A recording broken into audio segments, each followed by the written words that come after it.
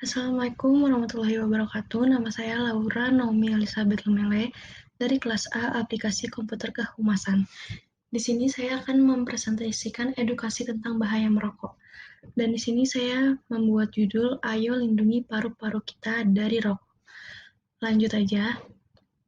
Di sini sebelumnya saya ingin memberitahu apa itu rokok. Rokok adalah lintingan atau gulungan tembakau yang digulung atau dibungkus dengan kertas, daun, atau kulit jagung sebesar kelingking. Biasanya itu sebesar kelingking yang panjangnya 8-10 cm dan biasanya dibakar dan dihisap ujungnya dihisap oleh perokok tersebut. Lanjut.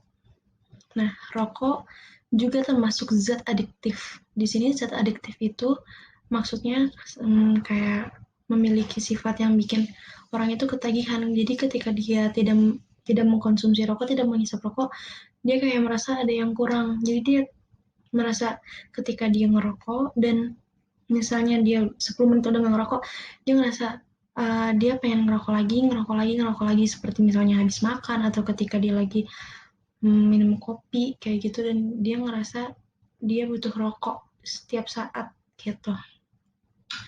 Nah, di sini ada alasan orang-orang merokok yang pertama kali. Yang pertama itu coba-coba. Coba-coba itu contohnya kayak ya dia misalnya dia lagi di tempat dia lagi hangout sama teman-temannya dan dia ngeliat teman-temannya ngerokok, dia nggak ditawarin sama teman-temannya, tapi dia ini kayak kepo, dia tuh penasaran apa sih rasanya ngerokok kayak gitu kan.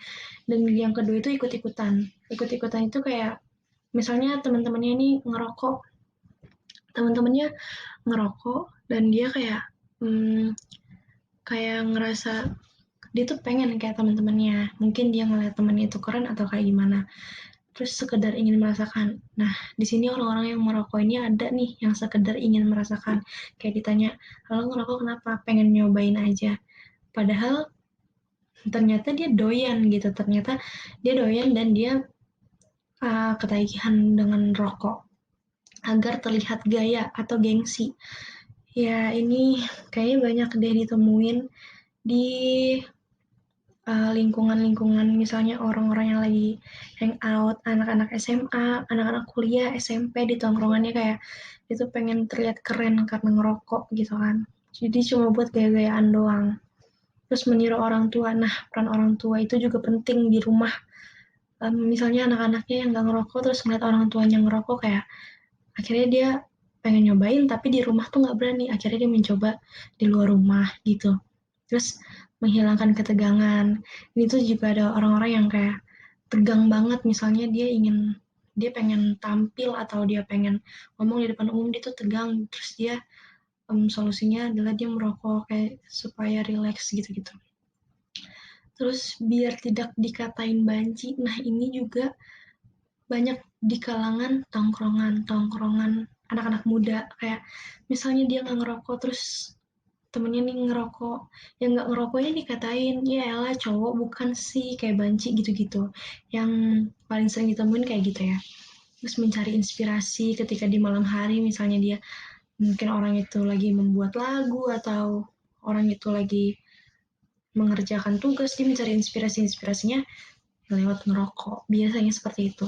Sebagai penghilang stres, banyak orang yang beralasan dia ngerokok karena dia stres, padahal menurut saya sebenarnya itu nggak cocok buat dijadiin alasan ya.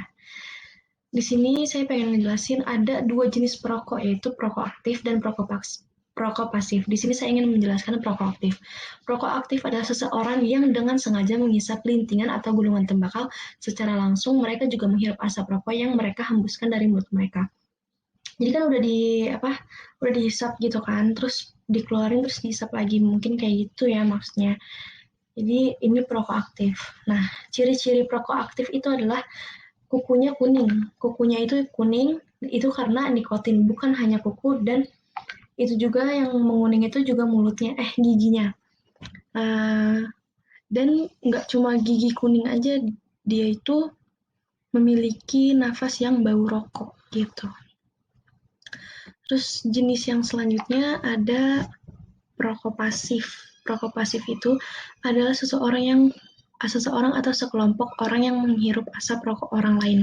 Jadi misalnya ketika lagi di tempat umum ada orang ngerokok dan orang yang bukan perokok tapi dia menghisap asap itu, jadi dia tuh jadi perokok pasif gitu loh.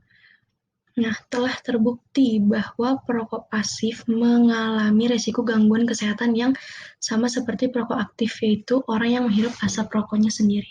Jadi mau perokok aktif, perokok pasif itu sama aja. Apa namanya, gangguan kesehatan itu sama aja. Jadi akibatnya itu sama aja. Nah, perokok pasif itu dia mempunyai resiko gangguan kesehatan seperti kanker paru-paru, serangan jantung dan mati mendadak, bronkitis atau maupun kronis, emfisema, flu dan alergi serta berbagai penyakit pada organ tubuh seperti yang disebutkan di atas. Akibat merokok. Nah, di sini saya mengambil contoh dari wanita ini yang bernama Hall. Jadi dia itu pertama kali mencobain rokok itu pada umur 13 tahun ketika lagi hangout bersama teman-temannya. Dia itu ditawarin rokok sama temennya. Dan pas umur 13 tahun itu dia nggak suka. Dan saat umur 17 tahun, dia mencoba lagi dan menjadi perokok adiktif selama 23 tahun. Dan sekarang dia mengalami kanker yang Hall ini mengidap kanker pangkal tenggorokan dan harus menjalani penghapusan laring dan pemisah jalan napas dari kerongkongan mulut dan hidung. Jadi dia kalau ngomong itu harus ditekan tenggorokannya. Kalau enggak suaranya bakal keluar. Di sini juga ada perbandingan paru-paru. Udah jelas banget di sini perbedaannya gimana. Perokok mempunyai paru-paru yang hitam dikarenakan rusaknya kantung udara pada paru-paru yang menurunkan kapasitas paru dan oksigen untuk melepas oksigen. Di sini saya juga ingin memberikan beberapa tips untuk berhenti merokok, yaitu pertamanya mengurangi. Misalnya kalian ini yang merokok pengen berhenti, biasanya yang 1 bungkus 1 hari, kalian bisa mengurangi mulai dari setengah bungkus per hari, nanti berkurang lagi. Setengah bungkus itu kan sekitar 8 atau berapa gitu ya kalau nggak salah. Dan selanjutnya bisa nanti 4 bungkus, nanti seterusnya itu bisa makin hilang dan jadi kebiasaan untuk tidak merokok. Pengalihan aktivitas, mungkin kalian bisa fokus sama hobi-hobi kalian, kayak berolahraga, berjalan-jalan dengan teman, membaca majalah, atau mengikuti kegiatan organisasi remaja, membentuk kelompok sebaya. Ini kayak kalian tuh bikin grup atau bikin kelompok yang isinya orang-orang yang pengen berhenti merokok. Di situ kalian bakalan sharing tentang gimana gimana awalnya berhenti merokok dan gimana akhirnya kalian ingin berhenti merokok. Kesimpulannya, salah satu faktor hidup sehat adalah dengan tidak merokok. Karena merokok bisa membuat banyak sekali penyakit yang datang ke tubuh kita dengan kita merokok. Itu adalah hal yang secara tidak langsung membuat umur kita tidak panjang. Jadi, jika kita ingin mempunyai hidup yang sehat, mari bersihkan paru-paru kita dari merokok. Sekian presentasi dari saya. Terima kasih. Wassalamualaikum warahmatullahi wabarakatuh.